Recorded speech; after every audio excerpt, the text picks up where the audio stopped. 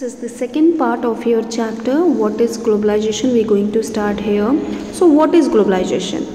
Okay, globalization is a process of a rapid integration, milna, or interconnection between the country by greater foreign investment and foreign trade. Globalisation कैसे होता है, क्या possibility है? आप में foreign investment होना चाहिए, ऐसे आपके पास कोऑपरेटिव कंपनीज होनी चाहिए जो आपके देश में आकर के आपकी कंपनीज़ के ऊपर इन्वेस्टमेंट करें, लैंड खरीदें, टेक्नोलॉजी खरीदें, प्लस आपके साथ एक्सपोर्ट और इम्पोर्ट भी करें, तब आप कह सकते हैं that there is a globalisation.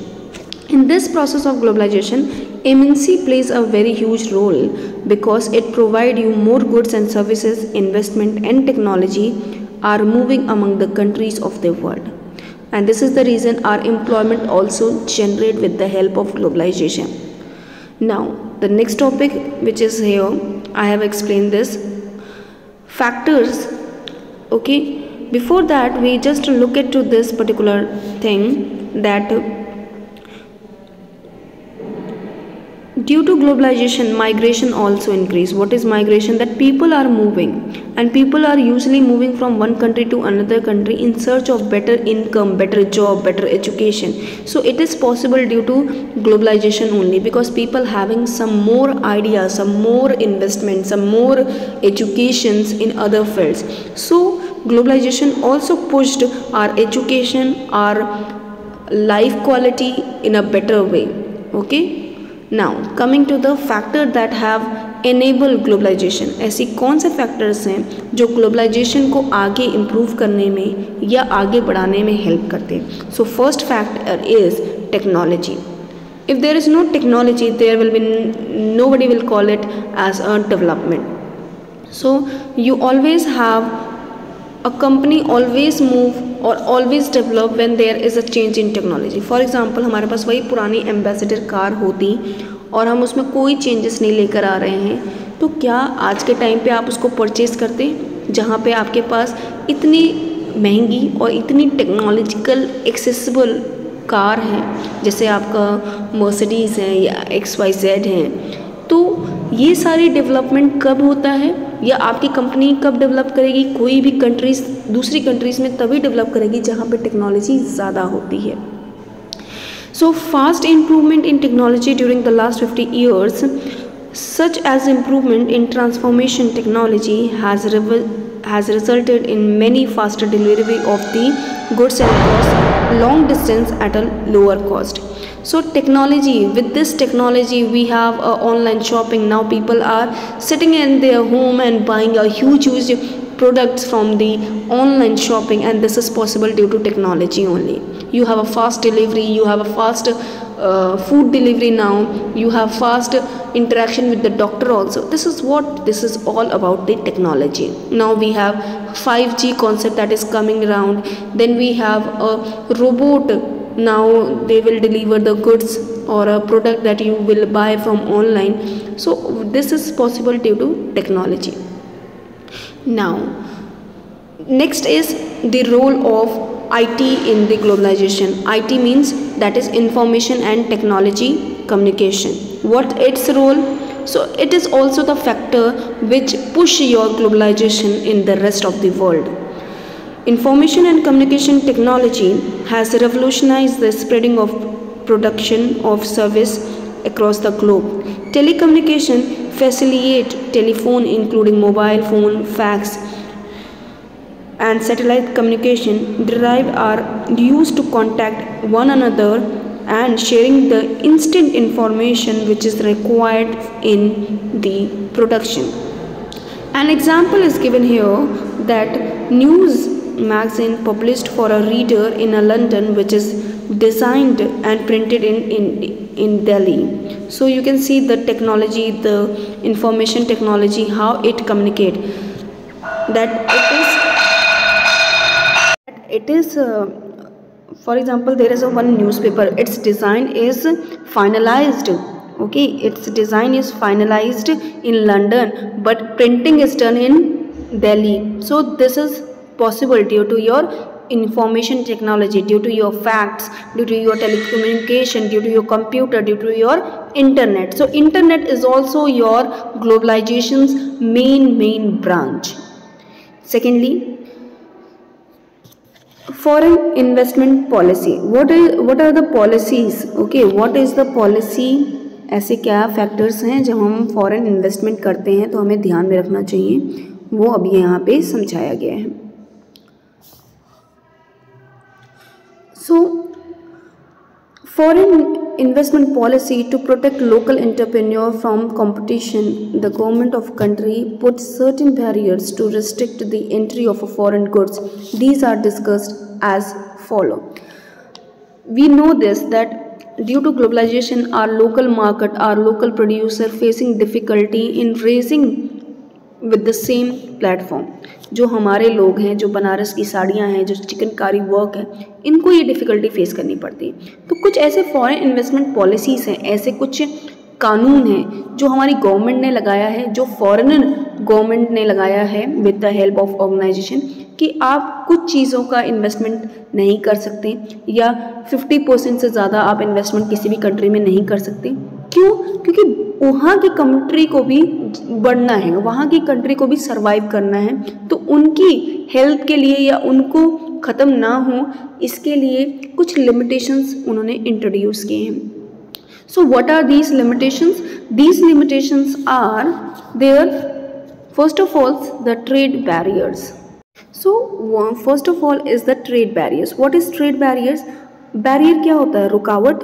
अब ट्रेड में क्या रुकावट है जो लोगों को थोड़ा सा रिस्ट्रिक्ट करे? That is your tax on import. जब आप चीज़ों को मंगवा रहे हैं तब उस पर टैक्स लगाया जाता है, उसे आप कह सकते हैं ट्रेड बैरियर का एग्जाम्पल.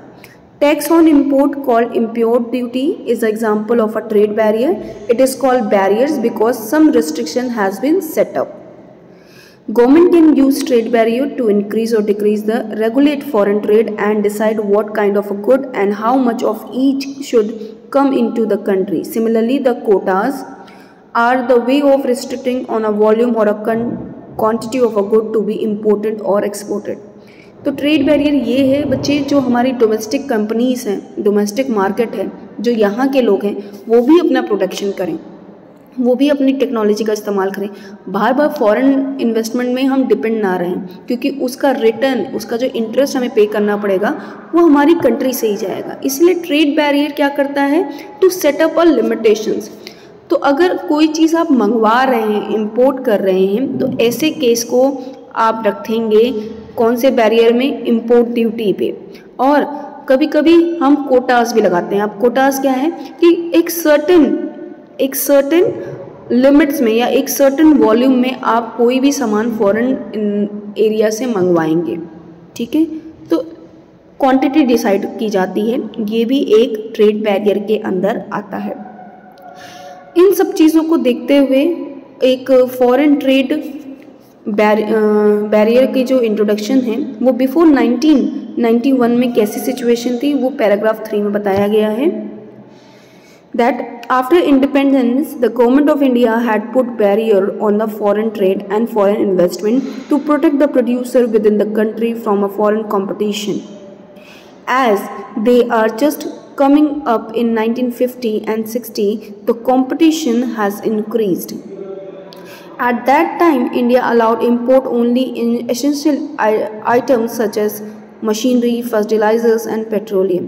So 1950 और 60 का जो एरा था, उस समय बहुत सी इंडस्ट्रीज़ एंटर कर रही थी आपके देश में, और इन सब चीज़ों को रेगुलेट करने के लिए इंडियन गवर्नमेंट ने अलाउ किया कि हम सिर्फ और सिर्फ वही चीज़ मंगवाएंगे जो अभी हमारे लिए बहुत ज़रूरी है, क्योंकि अभी हम रिसेंटली आज़ाद हुए हैं और हमारी मेन इम्पॉर्टेंट प्रायोरिटी क्या है? हमारा फूड सिक्योरिटी. तो उस समय उन्होंने सिर्फ और सिर्फ मशीनरी, फर्टिलाइज़र और पेट्रोल पे इम्पोर्ट ड्यूटीज़ को बढ़ाया. अब आते हैं new economic policy 1991, the most important question of your chapter. Okay और इसमें से क्वेश्चंस आते ही आते हैं। Around 1991 it was failed that Indian producer must compete with the producer around the globe so that they can improve their performance and the quality of goods and services. That's why Government of India in 1991 made some major changes in the trade policy. This decision was supported by a powerful international organization called World Trade Organization. तो 1991 में आते आते government of India को ये feel हुआ कि हमारे जो लोग हैं वो अपनी क्वालिटी को बिल्कुल इम्प्रूव नहीं कर रहे, टेक्नोलॉजी का कोई इस्तेमाल नहीं कर रहे, इसीलिए उन्होंने अपने नेशनल और न्यू इकोनॉमिक पॉलिसी को इंट्रोड्यूस किया, जिसमें उन्होंने बताया कि हम जो है अब कंपटीशन थोड़ा बढ़ाएंगे, यानी कि हम फॉरेन इन्वेस्टमेंट को अलाउ करेंगे, हम ट्रेड को अलाउ करेंगे कि बाहर के देश हमारे साथ ट्रेड करें, और जो प्रोड्यूसर्स हैं वो जो हमारे डोमेस्टिक प्रोड्यूसर्स हैं वो उनके ऊपर थोड़ा कंपटीशन का बर्डन डालेंगे so that there technology will improve, there quality will improve. ठीक है, अब आते हैं, और ये चीज़ को अप्रूवल किसने दिया? वर्ल्ड ट्रेड ऑर्गेनाइजेशन, जो कि पूरे वर्ल्ड के ट्रेड को रेगुलेट करती है।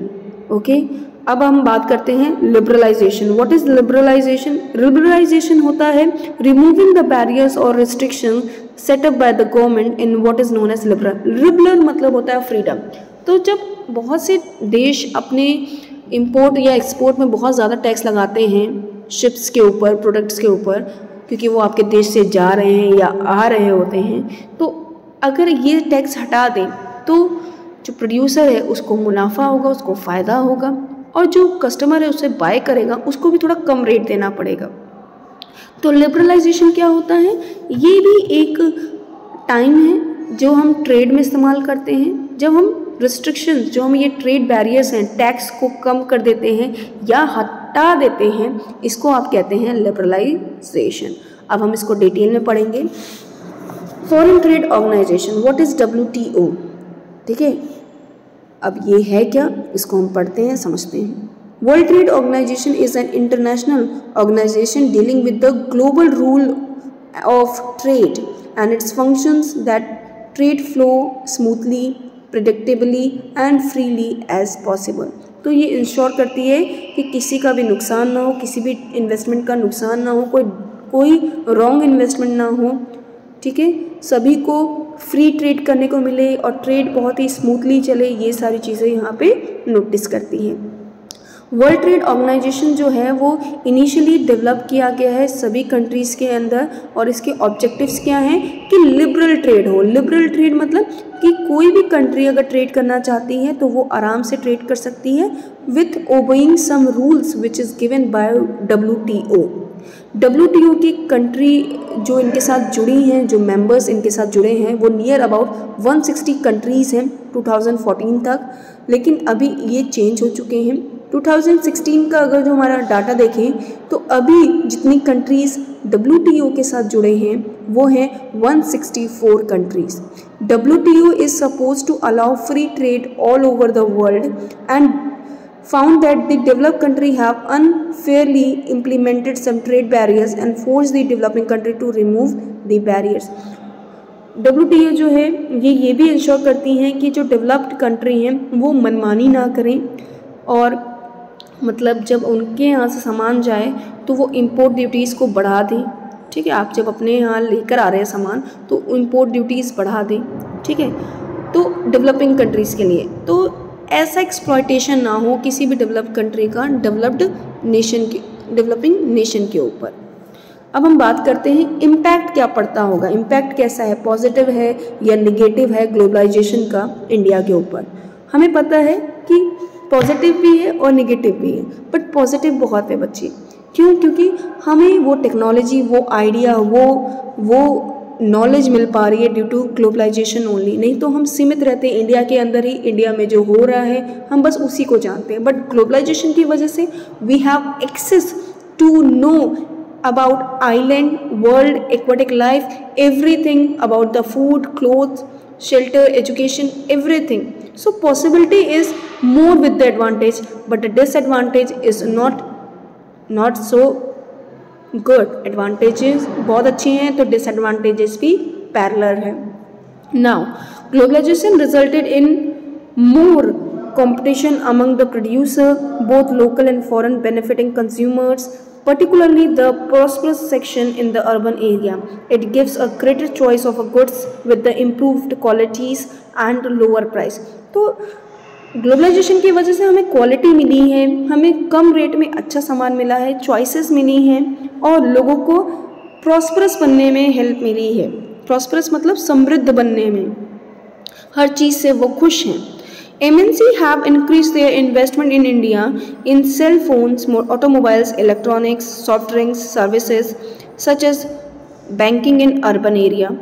तो MNC ने अभी रिसेंटली अपने जो इन्वेस्टमेंट है इंडिया में स्पेशली फ़ोन, सेलफोन, इलेक्ट्रॉनिक सामान में अपना इन्वेस्टमेंट इंक्रीज़ कर दिया है. यानी कि वो यहाँ से चीज़ों को ख़रीद रहे हैं, ये वो यहाँ पे अपना प्रोडक्शन फैक्ट्री इंडस्ट्री लगाने के लिए इन्वेस्टमेंट कर रहे हैं. क्यों? क्योंकि उनको पता है इंडिया के पास बहुत टैलेंट है, यहाँ पे स्किल्ड लेबर हैं, उनको सिर्फ और सिर्फ ट्रेनिंग की ज़रूरत है and they are ready to go and work.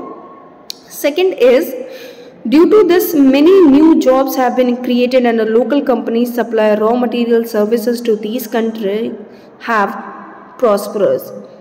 So with the investment the new companies giving the employment opportunity to our youth which again resulted in a very good May.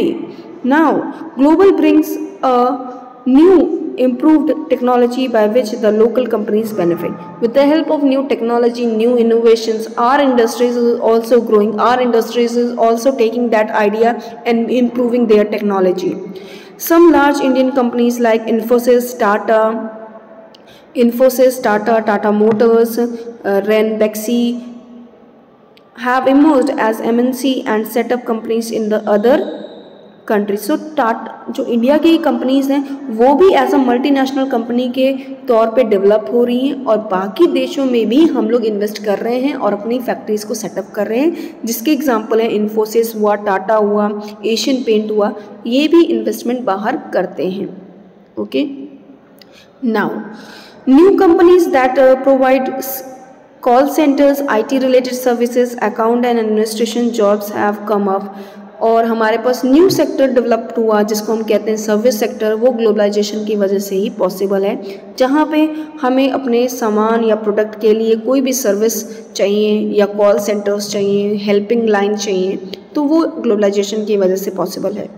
Globalisation has threatened small producer as their producer had stopped. लेकिन कहीं कहीं अगर हम देखें तो India के बहुत से ऐसे प्रोड्यूसर्स हैं जिनको कंपटीशन देखने को मिला, जिनको अनसर्टेनिटी देखने को मिली, क्योंकि सारे इन्वेस्टमेंट फॉरेन प्रोडक्ट्स में हो रहे हैं, फॉरेन कंपनीज अपने यहाँ पे चीज़ों को डेवलप कर रही हैं.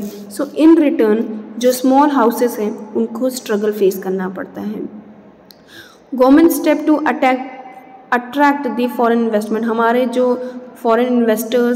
हमारे फॉरेन इन्वेस्टर्स कौन होते हैं या फॉरेन इन्वेस्टमेंट कैसे आते हैं हमारे देश में, वो येलो बॉक्स में बताया गया है. अगर हम देखें, in the recent year the central and the state government in India are taking special steps to attract foreign companies to invest in India. So what are the things we are doing? First of all, the Special Economic Zone SEZs have world-class facility, electricity, water, road, transport, storage and recreational educational facility. So this is the zone of the industries which having in one place all of these things. Companies who set up production unit in the SEZ do not have to pay taxes for initial period of 5 years. तो हमने एक ऐसा zone create किया है SEZ, special economic zone. अगर कोई भी बाहर की कंपनी इंडिया में इन्वेस्टमेंट करती हो और स्पेशल इकोनॉमिक जोन में अपना प्रोडक्शन या अपने कंपनीज़ को सेटअप करती है तो उनको अगले 5 साल तक कोई भी टैक्स देने की ज़रूरत नहीं है. Government has also allowed a facility or flexibility in the labor law to attract the foreign investment. तो हमारी गवर्नमेंट ने कुछ लॉ को भी इंट्रोड्यूस किया है जो हमारे देश के लेबर के जो रूल्स हैं या जो उनकी फ्लेक्सिबिलिटी है वो बताई है, जिससे फॉरेन इन्वेस्टर खुश होते हैं कि यहाँ के लेबर ऐसे हैं, इनकी कंडीशन ऐसी है और गवर्नमेंट भी सपोर्ट कर रही है, तो हमें कोई भी इलीगल फॉर्मेलिटी से गुजरना नहीं पड़ेगा। The company in the organized sector have to obey certain rules that claim to protect the worker right. The government has allowed the company to ignore many of these. तो companies जो हैं unorganised sector और organise sector के उन्होंने क्या किया है government ने कि कंपनीज को और ऑर्गेनाइज्ड कंपनी को कुछ स्पेशल राइट दिए हैं जो वर्कर इस्तेमाल कर सकें अगर उनके साथ कुछ गलत हो रहा है। तो फॉरेन इन्वेस्टर्स को भी ये चीज़ ध्यान में रखना पड़ता है। Last is instead of hiring workers on a regular basis, company hire workers flexibility for a short period of time instead pressure of work. This is done to reduce the cost of labor for a company. इसीलिए companies जो हैं पहले higher करते थे रोज़ कि आप हमारी company में आके काम करिए हफ्ते भर या 2 हफ्ते भर, लेकिन अब कॉन्ट्रैक्ट बेसिस है कि 6 महीने आप हमारे साथ काम करिए एज अ वर्कर। और इससे क्या फ़ायदा रहता है, कंपनी को बर्डन नहीं मिलता है, एक सिक्योरिटी मनी जो उनको देनी होती है वो नहीं देनी पड़ती है, तो इससे क्या होता है कंपनी को फ़ायदा होता है। इसीलिए अगर आप देखें तो बहुत से ऐसे अब जगह हैं जहाँ पे कॉन्ट्रैक्ट बेसिस पे लोगों का काम किया जाता है या उनसे काम लिया जाता है, और जैसे ही प्रोडक्शन हो गया, जैसे ही उनका डिमांड पूरा हो जाता है, उनका कॉन्ट्रैक्ट ख़त्म हो जाता है, फिर नेक्स्ट लेबर्स को वो हायर करते हैं। Okay, now next is growing competition and uncertain employment, वो यहाँ पे बताया गया है। तो ग्लोबलाइजेशन की वजह से क्या है बच्चे, इतनी फ्लेक्सिबिलिटी हो गई है कि कभी भी कंपनी आपको निकाल सकती है बाहर, ठीक है, जैसे ही उनका काम या उनका प्रोडक्शन हो जाए। और due to this particular flexibility, इतनी फ्लेक्सिबिलिटी हमारी गवर्नमेंट ने दे दी है कि लेबर का जो कॉस्ट ऑफ अर्निंग है एक दिन का वो बहुत ही कम हो गया है, but time of work increase हो गया है। सेकेंडली कंपटीशन इंक्रीज़ हो गया है, आपके स्टेट के फैक्ट्रीज़ और हमारे स्टेट के जो प्रोड्यूसर हैं उनको अब हमें और भी चीज़ों का इस्तेमाल करना पड़ता है टू अंडरस्टैंड। तो ये देखो बेटा, अनसर्टेन एम्प्लॉयमेंट है, यानी कि आपका जो कॉन्ट्रैक्ट बेसिस है, आप अब परमानेंट नहीं रहते हैं कंपनी के अंदर, आपको कोई सिक्योरिटी नहीं मिलती क्योंकि आपको 6 महीने के बाद उस जॉब को छोड़ना है। और हमारे यहाँ पॉपुलेशन इतनी है that they are ready to work in a contract basis also. Now the last topic is the struggle for a fair globalisation. लेकिन अभी भी कुछ लोग ऐसे हैं सोशल रिफॉर्मर या एजुकेटर जो गुड वे ऑफ ग्लोबलाइजेशन को चलाना चाहते हैं, या रियलिटी जो ग्लोबलाइजेशन से हमें लेनी चाहिए या जो भी चीज़ें पॉजिटिव लेनी चाहिए वो हेल्प करने की बात करते हैं, लेकिन इसमें स्ट्रगल करना पड़ता है, मेहनत करनी पड़ती है। अब ये क्या है, People with education, skill and wealth have made the best use of new opportunity due to globalization. तो जिनके पास एजुकेशन है वो ग्लोबलाइजेशन को समझ रहे हैं और उससे अपने आप को इम्प्रूव कर रहे हैं। To make it more fair, it should ensure that the benefit of globalization are shared better, and government policies must protect the interest of all the people in the country. It can support small producers to improve their performance till the time they become strong enough to compete. तो government को पहली चीज़ ध्यान रखना चाहिए कि fair competition होना चाहिए। उसके लिए वो कुछ ऐसे प्रॉपर प्राइवेट कंपनीज़ के साथ वेंचर करके हाथ मिला के उनको भी आगे कंपटीशन में सपोर्ट करना चाहिए, उन्हें भी एक सिक्योरिटी देनी चाहिए। और ऐसे प्रोड्यूसर जो बहुत ही लो पेड हैं या उनके पास टेक्नोलॉजी नहीं है तो गवर्नमेंट को उनको सपोर्ट देना चाहिए, और जब तक वो रेडी हो जाए कंपटीशन सहने के लिए या कंपटीशन को बीट करने के लिए तब तक उन्हें सपोर्ट देना चाहिए गवर्नमेंट को। If necessary, the government can use trade and investment barriers. Government can negotiate with the WTO for a fairer rules. It can also align with the other competition developing countries with a failure investment to fight against the authority of a developed countries in the world.